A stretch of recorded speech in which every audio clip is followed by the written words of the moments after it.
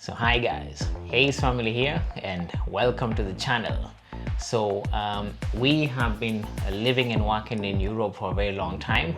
Actually myself, I've been living and working in Europe for the last 16 years and my wife has been in Europe for the last 13 years. 13 years.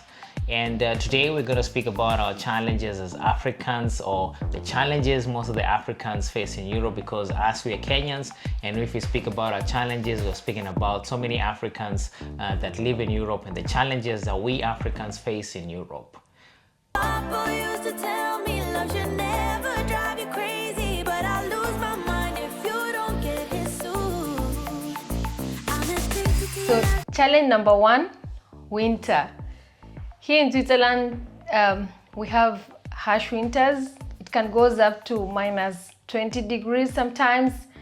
And this is a very huge challenge for us because we are not used to it. In Kenya, the weather was so good. Actually, it was between 25 and 28 degrees. Yes. So and the highest temperatures might have been 30 degrees, no? yeah, Actually, we have summers all year round in Kenya where we were born. The temperature was very conducive and it was very beautiful weather actually the whole year. So when I landed in Germany, I landed in Germany when I came to Europe. That was my first place that I lived in, and it was like landing in a freezer. yes. So you can imagine coming from a place where it's so warm and it's 25 degrees, and then you get into a plane and after 8 hours you land in a place where it's minus 10 degrees. So that temperature difference is something that we have never gotten used to. We've been staying in Europe for all those years, but we've never gotten used to winter. And during winter time, it's so cold, you have to wear heavy jackets. Nah? You have to wear something warm also on your head, no? Yeah. And a scarf and gloves. These were things that were actually very new for us. Yeah, and it's a challenge that most of the Africans face when they come to Europe. And the biggest challenge Africans face when they come to Europe is something that most of the Africans, they don't know, is you see it back at home.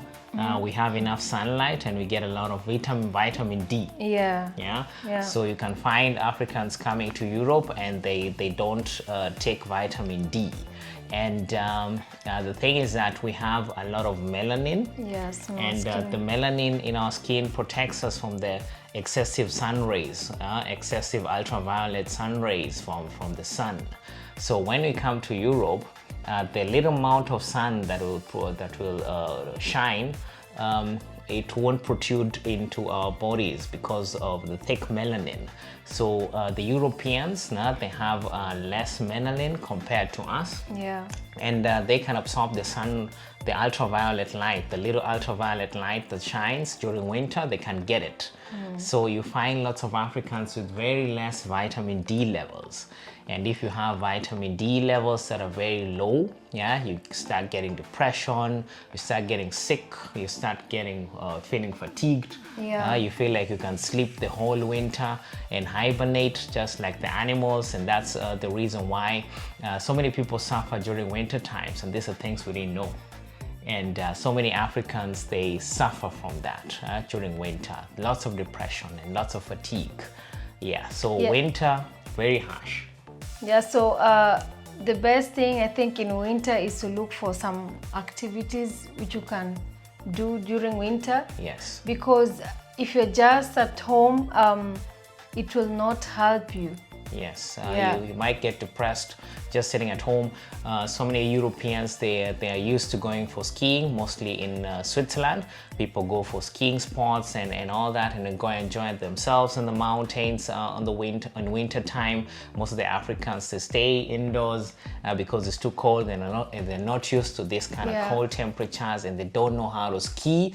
And most of the people, as Africans, we are afraid to break a leg. That's why we don't give ourselves the effort of trying to learn how to ski.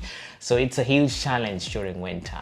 And my wife has never gotten used to winter. When it's cold, it's very cold, and it's something that it's very hard to adapt to. Yeah, it's really hard. It's really Yes. hard. I only enjoy the Christmas markets in winter, but the rest of the day always indoors. Yeah, so I'd rather it snows only one day during Christmas time, and then it doesn't snow again. We have sunlight, but yeah, this is how it is.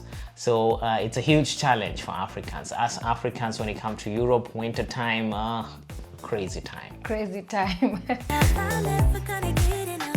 I'm a sucker for your love, for your love, your love. I'm never gonna get enough. You can end it. So number 2, it's about names. Most of the Europeans here in Europe, they find it so hard to pronounce our names, especially our African names. Like for example, my name, like Mburia, you know, so they really have a hard time like pronouncing my name, like Mburia. They always call me Mburia, ama Mburia, you know. Sometimes I feel so bad and I keep on repeating my name like 10 times for them to get it right, but it's still a problem, you know. So we always have problems when it comes to these African names. Yes, and for an example, my last name or surname is Njago. Njago. The Europeans have it difficult to pronounce the word Njago or the name Jago. They would say Niago, and sometimes they would even write it like that, Niago, with a Y, and it's supposed to be a J. So yeah, like my wife said, it's sometimes very irritating when you keep on repeating your right name and how you're supposed to pronounce it, and every now and then you find somebody having difficulties trying to pronounce your name, and yet it's not that difficult. Yeah. So if a German tells me he's Müller, yeah, there's a difference between Müller and Müller. Yeah. So I will make an effort of calling him Müller. Yeah. Yeah, his right name. But we find it that sometimes they have difficulty in trying to make the effort of calling our right names. So Yeah. Europeans, please call us with our right names. It's not Niago, it's Njago. It's over, but I'm never going sober. I'm addicted to your love, to your love, your love. I'm never gonna get enough of your love. I want your love. I need your love. 'Cause I'm never gonna. Challenge number 3 is finding new friends. So in Africa, we were actually in Africa, it's very easy to find new friends and get into conversation with strangers. You can just walk out of your house or get into a bus and find somebody who's sitting next to you, and you'll have a very full conversation, and you'll enjoy that conversation, and you end up going home without even knowing the name of the person, and you'll end up even exchanging numbers and staying good friends for a long time. So it's very easy in Africa and for Africans to get into conversation, but the thing that we found in Europe, it's not so easy to get into conversations with strangers, and it's also not easy to find new friends. So that's one big challenge that Africans face when they come over here to Europe. Yes, it's a very big challenge. But for me, I really understand them because, you know, most of their friends, they're friends from kindergarten when they were little children, you know. So I understand because they grew up together and now they're adults, so they're very close and they're friends. So if a stranger comes and Tries to get into the circle. yes, and try to get into the circle, it's always a challenge because they don't know you, you know, like they've just known you for a year and there's no way you can be their friends, you know. That's how they are here, and for me, I really understand, you know. Yes. I really understand. It's a different culture. It's a different A culture. different culture. Yeah. So in Africa, it's easy to get in conversations and get friends, and sometimes the friendship is superficial. Yeah. In Europe, it's kind of difficult to get in conversation and make new friends. But once you make those new friends, it's not superficial anymore, and it becomes a very strong friendship. But the difficulty for Africans, since we're used to getting into conversations easily and making new friends easily, it's a challenge for us. Challenge for us here. Yeah.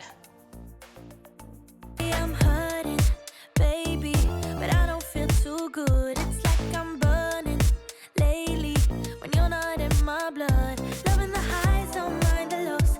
It's getting out. So challenge number 4, we miss the African food. I miss chapatis, samosas, ugali. Ugali. Yeah, so these are the foods we were used to eating in Kenya back then, and finding it here in Europe, or finding the right recipes, and also finding the right spices to spice up the food is not that easy.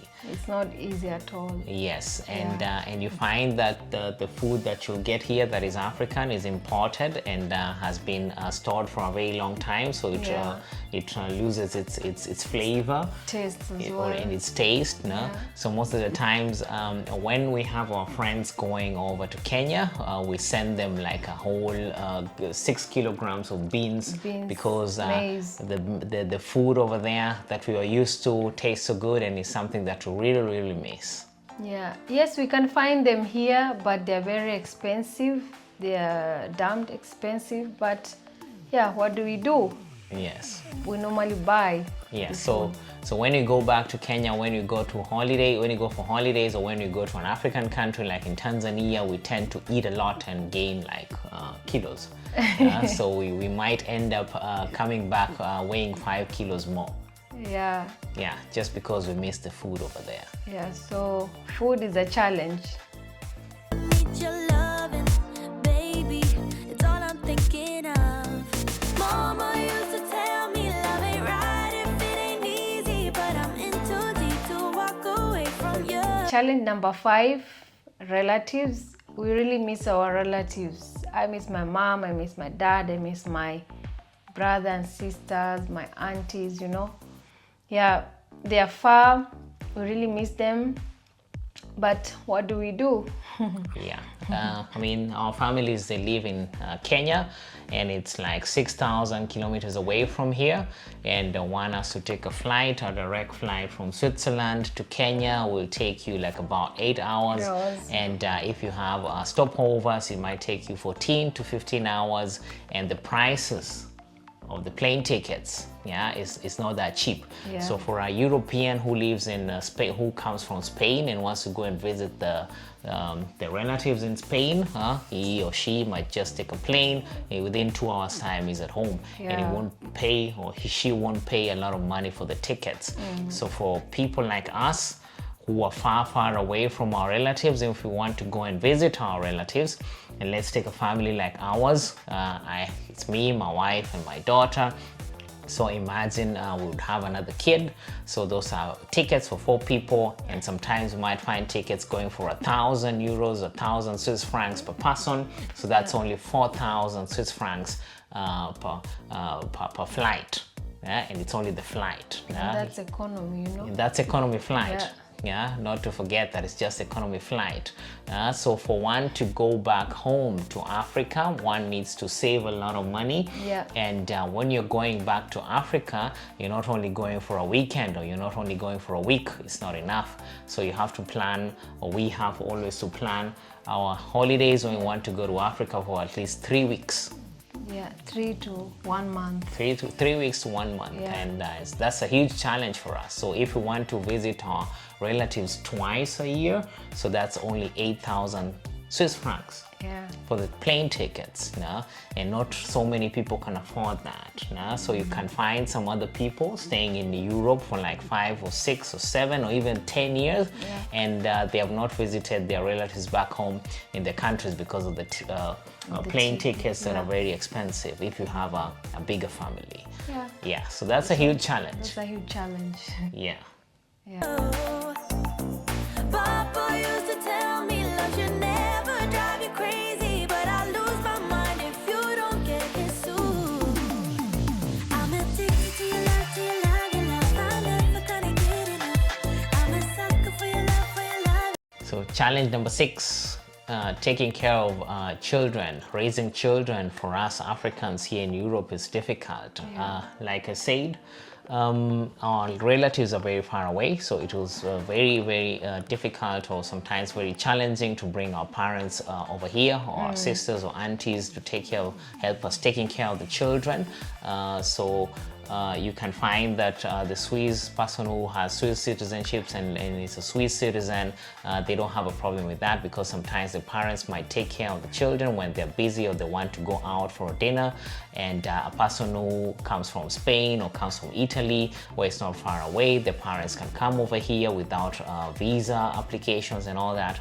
For us, when we want to bring our parents over here, we have to apply for a visa that is only three months valid for them. After 3 months, they have to go back and then reapply again. And sometimes that process is very tedious and sometimes also complicated. So these are the challenges that we get as African parents over here, raising our children over here in Europe. Yes, and nannies and babysitters are very expensive, so yes, like for example, in Switzerland, how much do they cost? Okay, for a babysitter, it's between 30 and 45. It depends, so it's really expensive. Yes. It's really expensive. And if we take our child, let's say if the child goes to the nursery school and stays there the whole day and has to go between Monday to Friday every day full time, a day might cost between 120 to 130 Swiss francs per hour. So that means per day. Per day, per day. So that means that in a month's time, you might end up paying between 2,300 to 2,000, almost 3,000 Swiss francs per month. Yeah. So that's a lot of money. So that's a huge challenge that making people end up, one of the parents end up staying home or even work only 20, 30, at most 50% for you to be able to raise your child adequately here in Europe. Yeah, that's a challenge. So challenge number 7, Africans back home, our relatives, our friends, or anybody who sees us over here in Europe, they think we are millionaires. Yeah. They think we are rich, and they demand for money from us sometimes, and they have big projects that they want us to help them finance and name them. It's the mentality that they have, it's the images that they've been getting about Europe. So they think that anybody who lives in Europe or anybody who comes or relocates to Europe is immediately a millionaire. No, it's not like that. Here we have to work for the money, and living standards are also very expensive. Yeah? And so if you ask me for money and I tell you I don't have money, please understand that it's the way the nature it's the way the things are here in Europe. It's very expensive, and we really have to work hard for that money. Yes, and we have lots of bills to pay. We have electricity bills, we have water bills, we have school bills, we have so many bills. At the end of the day, yes, you might be earning $1 million Kenya shilling a month, but at the end of the day, when you pay your bills, you end up having like $2,000 remaining. Yes, the expenses are very high compared to Africa. So it's not the way you think, Yes, so we don't have a lot of money. We are not millionaires. Go and work hard for this money, and we have a lot of bills to pay. So these are the challenges we get. Once you land in Europe as an African or a Kenyan, you get messages. Now send me that euro, send me that dollar, send me that. I remember when I was in Kenya, when I wanted to go to Germany, I was telling some of my friends, hey, when I go there, man, after 5 years, I'll build a house, I'll buy a car, That's what I thought. But can you imagine? When I landed in Germany, it took me 5 years for me to get a pay slip, and that's how it is, It's not the way people think. It took me 5 years to get a pay slip. You can imagine what I've been doing for the last 5 years, learning the language, doing some practical. Sometimes you apply for a job, they tell you, no, your German is not good, you have to go back to school, you do this. Imagine, it was not easy. It's a struggle. It's a struggle. And some also people blame the Africans themselves or Kenyans themselves. when they go back to Kenya, when they go back to their own countries, they try to portray like they have a lot of money, so they start wearing the nice clothes, the nice Gucci bags the and Louis Vuitton bags, you know. And they want to portray on Instagram that they're living large, they're driving nice big cars, and this is the images that they portray back home, and this is why people back home also think that there's a lot of money in Europe. Yeah. There is a lot of money in Europe, but it's not easy to come to get the money, and for an average person, it's not that much that is left. It's left, yeah.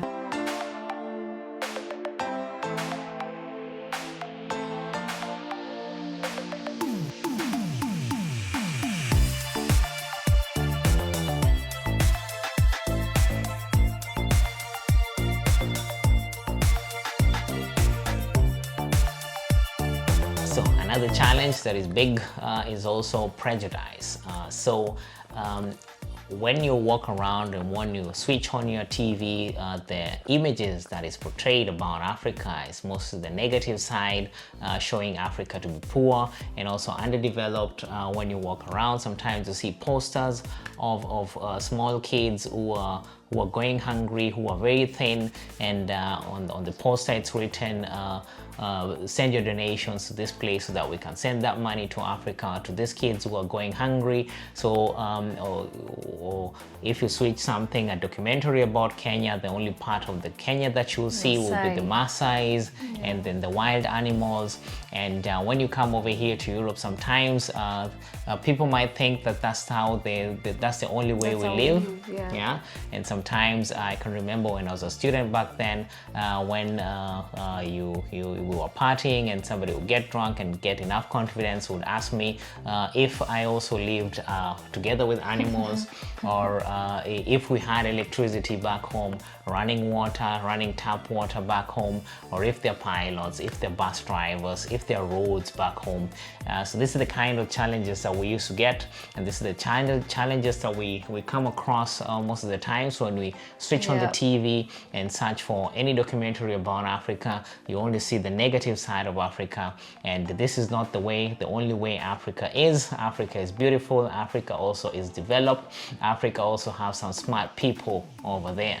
Yeah, sometimes it's even hard to convince a friend, a European friend, to go with you to Kenya, you know, like they think maybe the security is not good, maybe they think we don't have clean water, we don't have like good hospitals, you know, so it's really hard. Sometimes you have to really convince them, or you show them some videos of you in Kenya, you know, where you live in Kenya, for them to accept it. But it's really a challenge, you know. Yes. Yeah. So it's up to us to show the positive image of Africa, the good side of Africa, and promote Africa to be a very, very great state. Yeah, the Wakanda. Yeah. So those are the challenges that we face here in Europe. And one big challenge, last but not least, we sometimes get the challenge, we don't know, should we retire here in Europe or should we retire back in Africa? Should we invest our money here in Europe? Should we invest our money in Africa? So most of the people are very undecided. Yeah, they don't know where they'll retire. So it's also a huge challenge. And especially when you have kids here in Europe, you know, these kids are raised here, and it can be very difficult for you to convince the kids to go back to Kenya, you know, or to go back to Africa, because they're raised here. Everything is here, like their school, their universities, and everything is here. So convincing them to go back to Africa, it's a challenge. And that's why for us parents, sometimes we reach, some parents reach 60 years, 65 years, but they're still in Europe. Like they're not sure if they should go back to Africa or they should remain here with their kids, you know. So that's a big challenge. Yes, and people, they stay here until the kids become adults, and that's when they decide to go back to Africa. And you might find that somebody all that time he or she didn't invest in Africa, so he goes or she goes back to Africa and starts back goes back to square one and start searching for a place to buy and build a home over there. And for most of the people, sometimes most of the people who think about this when they're only 65 years of age, it's a little bit too late because things have become more expensive and people over there have developed much more farther. So it's a huge challenge. So if you're an African and you are thinking of at some point going back to Africa and going on pension over there, start investing over there. Start early. Yes. So these are the challenges that we face over here. We've not spoken about everything. Challenges are many, but we're trying to compile them so that it can fit to the vlog. We don't want the vlog to also be so long. So if you find that there's something that we missed or there's something that you should have talked about, let us know on the comment box, and we will most definitely speak about it. So that's all for today. Yes, it's bye-bye for now, and see you See you in our next vlog.